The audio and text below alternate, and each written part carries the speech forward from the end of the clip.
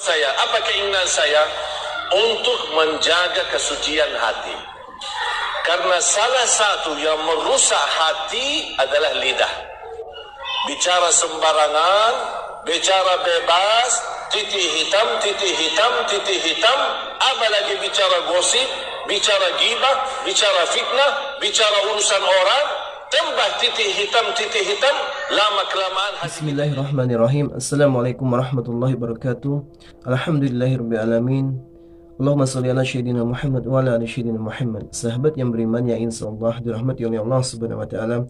Pada kesempatan yang sangat mulia ini, mari sama-sama kita simak, kita dengarkan, kita ikuti tausiah yang akan disampaikan oleh guru kita almarhum Syekh Ali Jabir tentang berbahayanya berbicara yang tidak baik.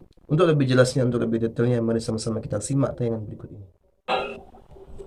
Daripada berbicara apalagi bicara dunia, tapi kita gantikan bicara zikir, istighfar, salawat, ibadah, Quran, salat, wallahi akan Allah turunkan ketenangan di hati yang luar biasa.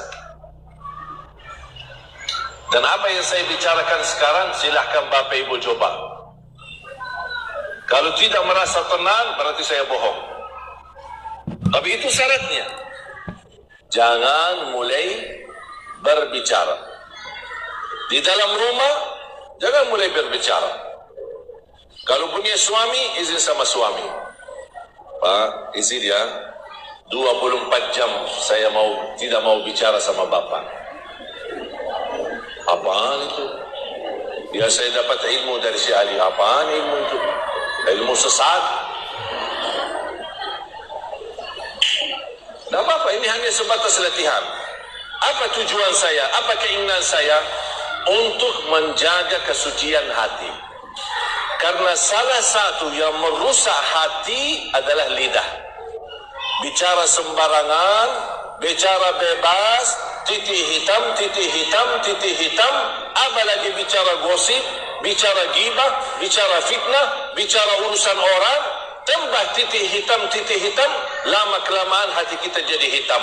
Baca Quran tidak nikmat, salat tidak khusyuk, doa kok tidak bisa nangis, zikir tidak bisa tersentuh. Kenapa? Karena hatinya sudah tertutup, terlalu bebas berbicara. Orang dahulu bicara mubah, mereka hati-hati. Bicara mubah, mereka hati-hati. Bukan bicara haram. Kita mohon maaf, bicara haram aja bebas. Bicara urusan orang lain, ini orang datang, ini orang pergi. Ini lihat tetangga kami kemarin cerai, tetangga kami nikah lagi, kasihan istrinya, jadi bahan cerita. Apa urusan kita sama orang? Allah dah bakal tanya di hari kiamat, gimana urusan dosa tetanggamu atau urusan keluarga tetanggamu? Yang ditanya oleh Allah urusan kita. Masa kita lebih banyak tahu urusan orang daripada memperbaiki urusan kita? Apa kata Imam Syafi'i? Coba nasihat Imam Syafi'i, tuliskan dengan emas. Kata Imam Syafi'i, kalau kita sibuk memperbaiki aib diri kita, tidak bakal ada waktu melihat aib orang lain. Kalau kita sibuk memperbaiki aib kita, man syaghalahu aibuhu an aibu nafsihi 'anil nas lam yajid waqtan li fathi 'uyubin nas.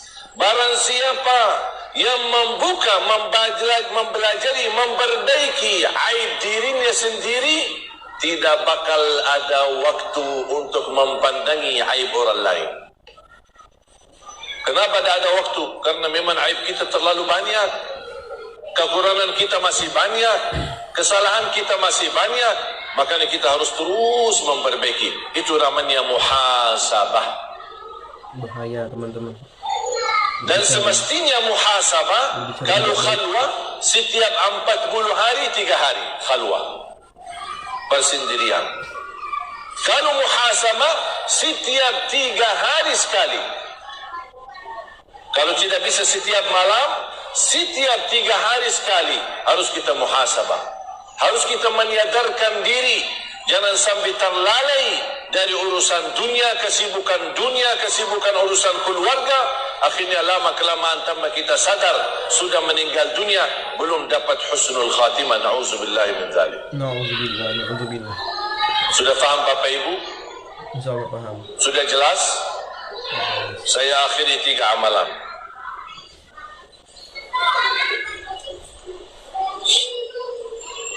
Amalan yang pertama yang sudah saya sampaikan tadi.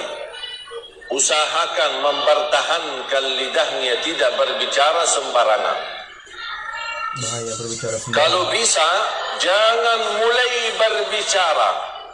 Kalau ada yang berbicara sama kita, boleh kita jawab. Tapi kalau ada orang yang tanya tentang urusan orang lain, kita jawab, mohon maaf, saya tidak tahu urusan orang lain. Itu aja. Saya pernah ketemu seorang ibu, dia bilang, alhamdulillah, saya tidak pernah membicarain orang lain. Tapi ibu pasti suka dengar cerita. Ya, kadang-kadang ini tetangga yang datang gitu, gimana? Saya tidak suka bicarain orang, tapi datang tetangga, bu, ada cerita. Ya, apa cerita baru ya? Suka dengar ya. Sama yang berbicara sama yang mendengar sama dosanya. Yang berbicara gosip sama mendengar gosip sama dosanya. Saya didatangin orang ke rumah, mau silaturahim. Begitu dia mulai, Syekh, saya ingin curhat. Ya silahkan. Sebenarnya saya pernah mendengar ada seorang ustaz suka menjelekkan dan suka menyebut kata-kata yang tidak baik terhadap Syekh Ali Jabir. Dan saya ingin kasih tahu Ustaz supaya Ustaz hati-hati. Saya bilang stop. Mohon maaf, urusan kamu apa? Ustaz itu bicarain saya. Urusan kamu apa? Dia yang berbicara dan kamu menjadi tugasnya syaitan menyampaikan perbicaraan itu. Berarti kamu syaitan. Kalau kamu datang silaturahim, ahlan wa sahlan, silahkan. Tapi kalau kamu datang membawa cerita orang ke saya, lebih baik keluar dari rumah. Saya tidak mau tahu dan saya tidak mau dengar. Yang mau berbicara, biarin. Yang pusing siapa? Dia. Yang berdosa siapa? Dia. Kenapa saya pusing? Saya tidak mau tahu siapa yang memuji saya atau siapa yang menjelekkan saya. Saya tidak peduli. Yang puji saya tidak peduli, yang menjelekkan yang saya juga tidak peduli. Yang saya pedulikan hanya ridha Allah. Allah senang, saya kerjakan. Allah tidak senang, saya tinggalkan. Jangan yang dikejar ridha manusia. Jangan yang dicari nilai manusia.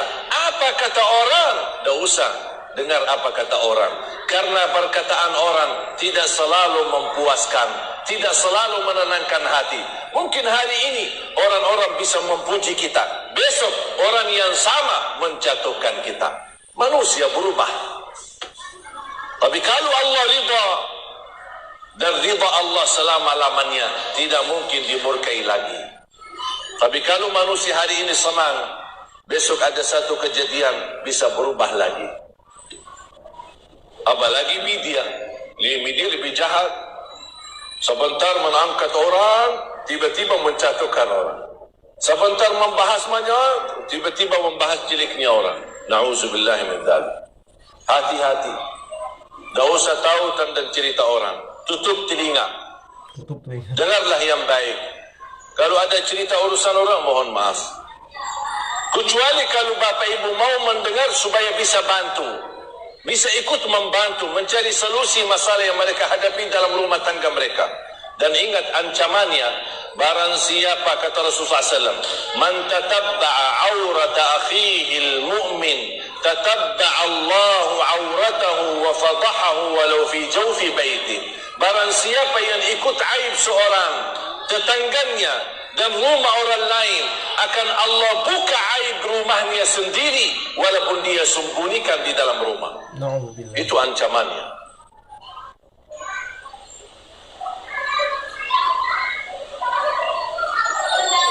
Kalau kadang-kadang pulang ke rumah, istri saya suka mencerita. Ini ada cerita kejadian begini begitu sama teman-temannya, sahabat-sahabatnya. Saya bilang, sayang, boleh nggak tidak usah saya tahu, tidak usah saya dengar. Urusan kamu sama teman-teman kamu, biar urusan kamu aja deh. Saya tidak mau dengar. Terbeban fikiran, terbeban hati, apalagi timbul nanti buruk sangka, atau kita bisa memfitnah, tidak usah. Ada siapapun yang menjelekkan kamu, sabar, maafkan sajalah, tidak usah pusing. Siapa yang memuji kamu dan senang sama kamu, jangan terlalu berfoya-foya dan bangga, karena bisa menjatuhkan hatimu. Udah biarin aja. Kalau ada orang pujimu, yang diucapkan Alhamdulillah, Allah yang menggerakkan lidah mereka mengucapkan pujian itu. Kalau ada orang menjelekkanmu, Alhamdulillah, Allah uji saya melalui lidah orang lain. Udah selesai. Belajar. Kalau ada yang salah sama kita, saya selalu berprinsip, ya Allah, kalau ada yang salah sama saya, ampunilah dia. Kalau ya Allah saya salah sama siapapun, ya Allah ampunilah aku. Udah selesai. Tak usah panjang lebar. Tak usah tahu siapa yang salah sama kita, siapa yang menjelekkan kita, siapa yang fitnah kita. Tak usah tahu. Wallahi bakal pusing, stres, tambah kerjaan baru, tambah urusan baru, dan bikin beban fikiran. Kenapa dia bicarain saya? Kenapa dia begini? Kenapa dia begitu? Tapi kalau kita sederhana, ya Allah, kalau memang dia salah sama saya, ampunilah dia. Kalau saya yang bersalah, atau saya yang membodohi, atau saya yang memfitnahin dia, ya Allah ampunilah aku. Udah selesai. Itu akhlak Nabi Muhammad sallallahu alaihi wasallam. Mau Bapak Ibu tiru akhlak Nabi Muhammad? Itu akhlak. Akhlak Nabi Muhammad tidak pernah berbicara kotor, tidak pernah berbicara jelek. Bahkan Rasulullah SAW bersabda, "Man kana yu'minu billahi wal yawmil akhir, falyaqul khairan aw liyasmut." Barang siapa yang iman kepada Allah dan hari akhir, berkatalah yang baik atau diam.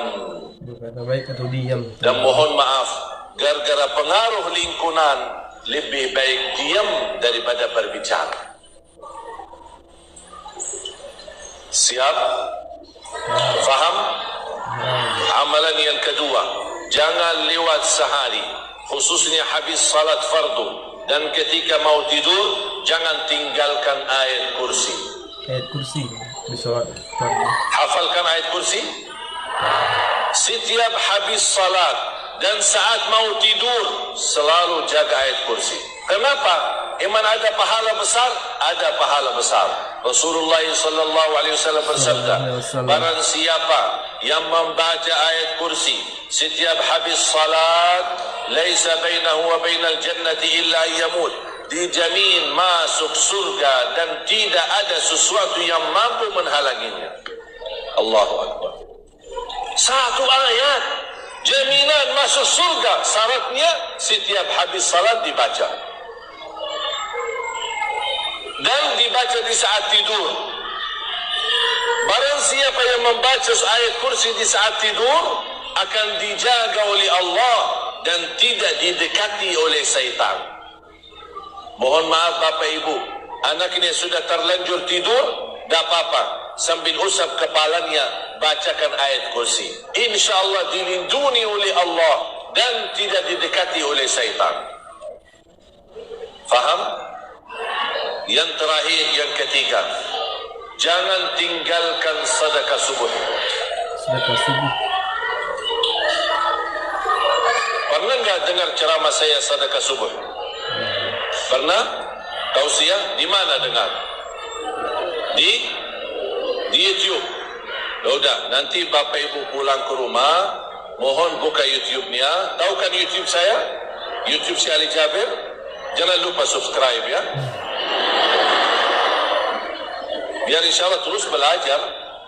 Jadi begitu belajar, sedekah subuh sangat dahsyat. Dan salah satu rahasia di sedekah subuh, sebenarnya sedekah setiap waktu, setiap saat bagus, banyak manfaatnya. Tapi sedekah subuh khusus memiliki keistimewaan yang berbeda. Dan setiap bapa ibu bersedekah di waktu subuh maupun di waktu yang lain, mohon jangan lupa doa. Saya yakin semua bapa ibu orang dermawan, orang suka berbagi, suka bersedekah. Tapi yang sering tertinggal doa habis sedekah. Suka lupa. Alhamdulillahirrabbilalamin. Sahabat yang beriman, itulah tadi ilmu yang disampaikan oleh guru kita. Mudah-mudahan bermanfaat, mudah-mudahan dapat kita amalkan dalam kehidupan kita sehari-hari. Mudah-mudahan kita dijauhkan dari perbuatan-perbuatan yang tidak baik, berkata yang tidak baik, menggosip orang. Itu sangat berbahaya teman-teman. Maka dari itu mari kita jauhi. Mudah-mudahan kita dilindungi oleh Allah Subhanahu wa taala. Mudah-mudahan kita dimatikan oleh Allah Subhanahu wa taala dalam keadaan husnul khatimah. Amin amin ya rabbal alamin.